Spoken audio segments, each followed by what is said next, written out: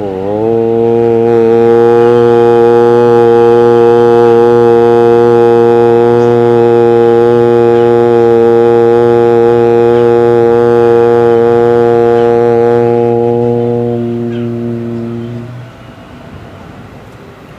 नमस्कार आप सभी को। दोस्तों, आज मैं बात करने जा रहा हूँ, अगर किसी को कमर दर्द की समस्या है तो उसको योग के द्वारा कैसे ठीक किया जाए। दोस्तों, आज मैं आपको 4 सिंपल आसन बताऊंगा। अगर उसको आप ठीक से कर लेते हैं, उसमें महारत हासिल कर लेते हैं और उसका अच्छे से अभ्यास करते हैं तो निश्चित रूप से आपकी जो कमर दर्द की समस्या है उसको आप पूर्णतः ठीक कर सकते हैं। तो जो 4 आसन है उसमें जो सबसे पहला आसन है वो खड़े होकर किया जाता है। तो चलिए सबसे पहले हम खड़े होंगे। तो ताड़ासन को करने के लिए हम खड़े होंगे और खड़े होकर दोनों पैरों के बीच में लगभग 5 से 10 सेंटीमीटर का डिस्टेंस रखेंगे। और डिस्टेंस रखने के बाद श्वास अंदर भरते हुए, जैसे जैसे ये हाथ ऊपर उठेगा श्वास अंदर जाएगा, श्वास को भरते हुए ऐसे यहाँ पे हाथ को चेंज करेंगे, उल्टा करेंगे, ऊपर ले जाके यहाँ पे लॉक करेंगे। और लॉक करने के बाद इस पूरे प्रोसेस में श्वास हम अंदर ले रहे हैं और ऐसे पूरा ऊपर बॉडी को स्ट्रेच करना है, पूरा ऊपर जितना हम कर सकते हैं। तो इसको बोलते हैं ताड़ासन। एक बार और देख लीजिए। श्वास को अंदर भरते हुए ऊपर उठेंगे और इसी पोजीशन में हमें एटलीस्ट मिनिमम 30 सेकेंड 30 सेकेंड तक बने रहना है। तो पहला जो अभ्यास है, जिनको कमर दर्द की प्रॉब्लम है उनको क्या करना है, ताड़ासन करना है। और हमेशा ताड़ासन में आपको ध्यान रखना है कि जब भी ऊपर आप स्ट्रेच कर रहे हैं, आपके जितने भी जॉइंट्स हैं, पैर के, हाथ के, सब कुछ ऊपर की तरफ स्ट्रेच होना चाहिए। अब जो दूसरा है आसन, उसको बैठ के किया जाता है। तो चलिए बैठ के बताते हैं कैसे करना है। तो जो दूसरा आसन है उसे वज्रासन बोलते हैं। तो चलिए वज्रासन कैसे करते हैं वो जान लेते हैं। वज्रासन के लिए सिंपल ऐसे बैठ जाना है, लेकिन इसमें आपको ध्यान नहीं देना है। सबसे पहले आपको चेक करना है कि आपका जो स्वर है, स्वर मतलब जो नाक का जो आपका छिद्र है, वो कौन सा स्वर आपका देखेंगे ना, एक तरफ से ज़्यादा आपको श्वास आ रही होगी, मतलब कौन सा छिद्र चालू है या कौन सा श्वसन आपका चल रहा है। तो जो भी श्वसन चल रहा होगा, जैसे मान लीजिए अगर बायां ज़्यादा चल रहा है तो उस पैर के अंगूठे को दाएं पैर के जो अंगूठा है उसके ऊपर रखना है और कमर सीधी करके और ऐसे बैठ जाना है। कब तक बैठे रहना है, जब तक यथासंभव आप बैठ सकें। लगभग 5 मिनट तक आप बैठिए।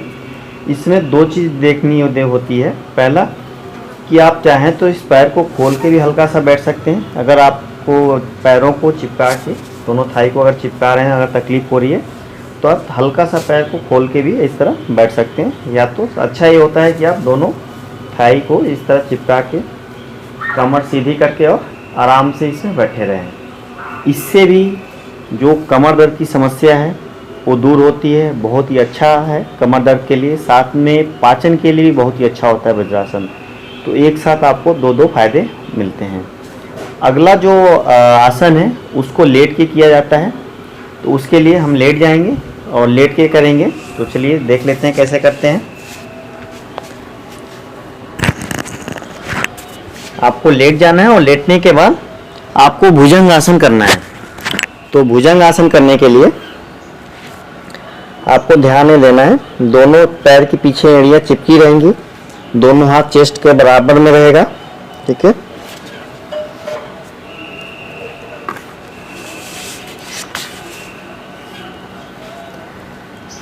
दोनों हाथ चेस्ट के बराबर में रहेगा साइड में। और देखिए यहाँ पे ध्यान नहीं देना है कि आपको हाथ जो है ना, इसका ज़्यादा सहारा नहीं लेना है। ये जो हाथ है इसका ज़्यादा सहारा नहीं लेना है। श्वास के साथ आपको ऊपर उठना है। जब श्वास के साथ आप ऊपर उठते हैं तो जो आपकी पीठ की मांसपेशियां हैं उस पर असर पड़ता है, और जब हाथ का करते हैं इस तरह तो उस पर असर कम पड़ता है। तो अब पहले हम जब उठते समय श्वास अंदर भरते हुए पहले हम श्वास के सहारे और पीठ की मांसपेशियों के सहारे ऊपर उठेंगे। थोड़ा सा उठने के बाद फिर हाथ का सहारा लेते हुए ऐसे हमें उठ जाना है। और ये जो गर्दन है हमारा, इसको ऊपर कर लेना है कि पीछे दबे। ऐसे देख लीजिए,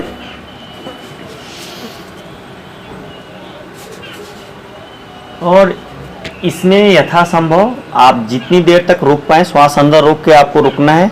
या दूसरा तरीका ये है कि आप जो है नॉर्मल ब्रीदिंग भी यहाँ कर सकते हैं, फिर धीरे धीरे श्वास छोड़ते हुए आपको नीचे आना है।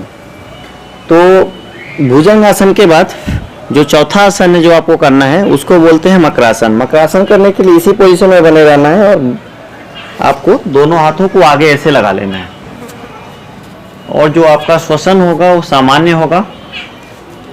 इसमें भी अगर आप इनके दोनों हाथों का गैप अगर बढ़ाएंगे तो आपके पीठ पे असर कम होता है, लेकिन जैसे आप इसको पास में करेंगे तो आपका जो पीठ की मांसपेशियां हैं उस पर असर ज़्यादा पड़ता है।